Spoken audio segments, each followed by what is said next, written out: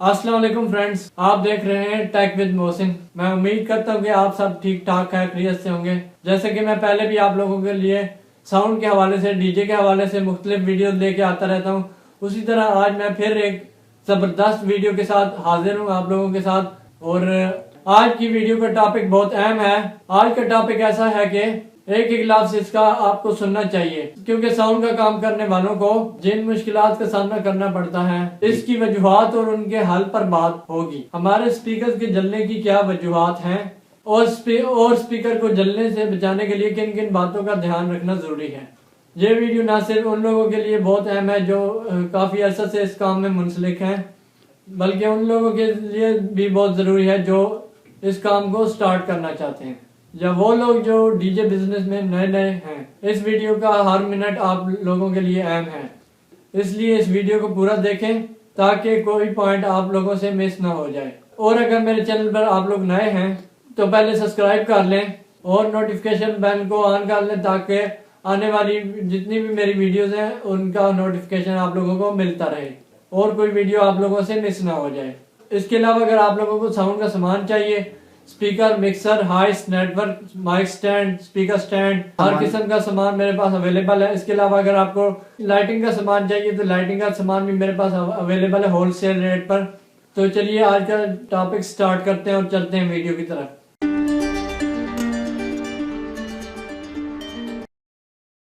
अगर आप 5-6 डीजे के सेटअप चला रहे हैं तो जाहिर है आप ये काम अकेले नहीं कर सकते। इसके लिए आपको कुछ हेल्पर्स या ऑपरेटर की जरूरत पड़ेगी। इन ऑपरेटर्स में कुछ नए और कुछ पुराने होंगे, और आपके साथ कई बार ऐसा हुआ होगा कि जब भी आपके ऑपरेटर्स या हेल्पर्स आपका डीजे सेटअप चलाते हैं या किसी प्रोग्राम पर ले जाते हैं तो आपके सेटअप में से 1-2 स्पीकर्स जल जाते हैं। इस मुश्किल को हल करने के लिए मैंने आज की वीडियो बनाई है ताकि आप जान सकें कि इसकी क्या वजूहात हैं और आपके साउंड ऑपरेटर्स को किन बातों का ध्यान रखना चाहिए ताकि आप एक बड़े नुकसान से बच सकें। और मैं आपको यकीन दिलाता हूं आप इस वीडियो को देखने के बाद इस काबिल हो जाएंगे और वो गलतियां नहीं करेंगे जिनकी वजह से आपके कीमती स्पीकर्स जल जाते हैं। अब वो अहम बातें मैं आपको बताने वाला हूं, इन बातों का आपने ध्यान रखना है और ऐसी गलतियां करने से आपने बचना है जिनकी वजह से आपके स्पीकर जल जाते हैं। सबसे अहम बात आपने देखना है कि आपका एम्पलीफायर और आपके स्पीकर्स आपस में मैच हो रहे हैं कि नहीं। इसकी मिसाल कुछ इस तरह है, अगर आपके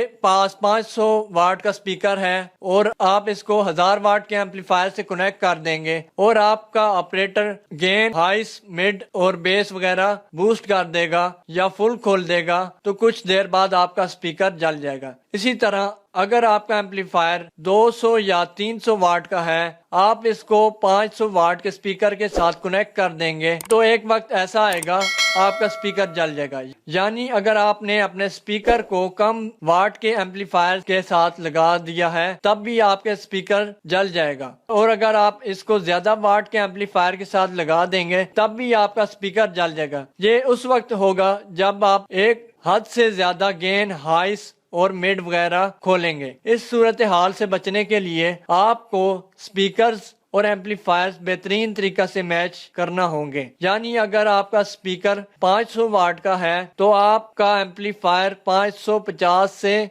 600 वाट से ज्यादा का नहीं होना चाहिए। इससे ना सिर्फ आपका स्पीकर अच्छा चलेगा बल्कि इसके जलने का डर भी नहीं रहेगा। अब एक और अहम पॉइंट पर बात करते हैं, वो है स्पीक ऑन कनेक्टर्स का गलत इस्तेमाल। जो लोग डायरेक्ट वायर से एम्पलीफायर को चलाते हैं इनको ये मसला दरपेश नहीं होता, लेकिन जो लोग स्पीकर्स और बेस पार्ट को स्पीक ऑन कनेक्टर से चलाते हैं इनको इस मसले का सामना करना पड़ता है। जब आप स्पीकर्स और बेस पार्ट को स्पीक ऑन कनेक्टर से चलाते हैं तो आपको ये जरूर चेक करना चाहिए कि स्पीक ऑन कनेक्टर्स अच्छी तरह फिट हुए हैं कि नहीं। اگر میل اور فیمیل کنیکٹرز آپس میں اچھی طرح فٹ نہیں ہیں یا لوز ہونے کی وجہ سے ان میں سپارکنگ ہو رہی ہے تو آپ کو پہلی فرصت میں ان کو تبدیل کرنا چاہیے اور اچھی کمپنی کے کنیکٹرز استعمال کرنا چاہیے، ورنہ ان میں شارٹ سرکٹ ہوگا اور کنیکٹرز جلنے کا خطرہ پیدا ہوگا، اور نہ صرف سگنل پورے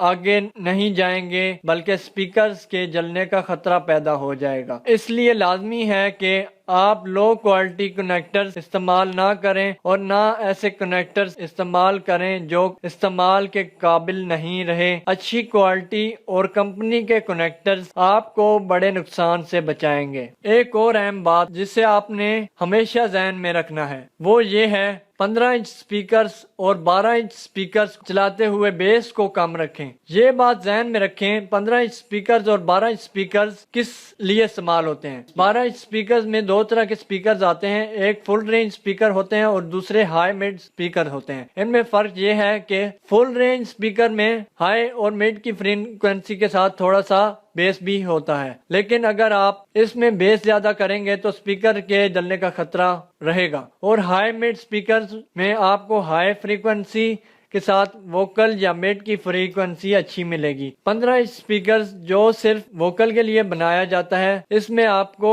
مڈ یا ووکل کے ساتھ لو فریکوینسی بھی اچھی ملے گی۔ جتنی اس کی واٹیج زیادہ ہوگی اتنی اس کی لو فریکوینسی اتنی اچھی ہوگی، لیکن 15 انچ اور 12 انچ کے سپیکرز ووکل کے لیے بنائے جاتے ہیں، دونوں میں لو فریکوینسی کم ہوتی ہے، اس لیے لو فریکوینسی کو دھیان سے استعمال کریں ورنہ آپ کے سپیکر جل جائیں گے۔ یہ دونوں سپیکر ہائی اور ووکل کے لیے استعمال کریں۔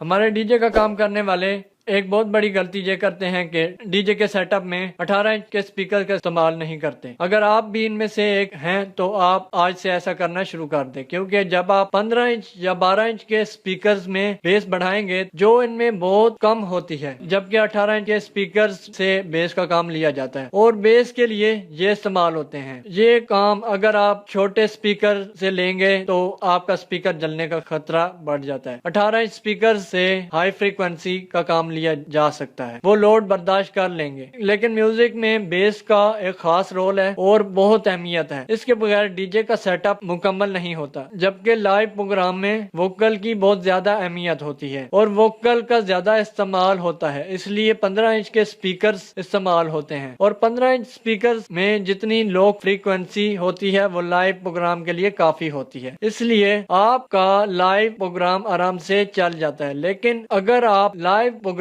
میں 18 انچ کے سپیکر استعمال کرنا چاہیں تو آپ کے پروگرام میں مزید بہتری آ سکتی ہے۔ اب جس پوائنٹ پر بات کریں گے وہ بہت اہم پوائنٹ ہے، اس کو ہمیشہ ذہن میں رکھیں، وہ ہے اوم میچنگ۔ اگر آپ اوم میچنگ کے بارے میں نہیں جانتے تو آپ کو اس پوائنٹ کو غور سے سننا ہے، اس پر عمل کرنے کی کوشش کرنی ہے۔ اگر آپ سپیکرز کی اوم میچنگ کے بارے میں سنجیدہ نہیں ہیں تو آپ کے سپیکرز کسی بھی وقت جل سکتے ہیں، تو اس کے بارے میں بات کرتے ہیں کون سے اوم میں ہمیں کون سے سپیکر چلانے چاہیے۔ جو ایمپلیفائرز عام طور پر آج کل استعمال ہو رہے ہیں وہ 2 اوم سے لے کر 8 اوم تک جاتے ہیں، یعنی ان کا امپیڈینس 2 اوم سے لے کر 8 اوم تک ہوتا ہے۔ 8 اوم ہائی فریکوینسی کے لیے استعمال ہوتا ہے، 4 اوم مڈ فریکوینسی کے لیے استعمال ہوتا ہے، 2 اوم لو فریکوینسی کے لیے استعمال ہوتا ہے یا بیس کے لیے استعمال ہوتا ہے، یعنی 8 اوم ہائی فریکوینسی کے لیے، 4 اوم مڈ فریکوینسی کے لیے استعمال ہوتا ہے۔ اس میں سب کچھ مڈ رہے گا، مڈ بھی اچھا چلے گا اور بیس بھی بہتر رہے گا۔ 2 اوم میں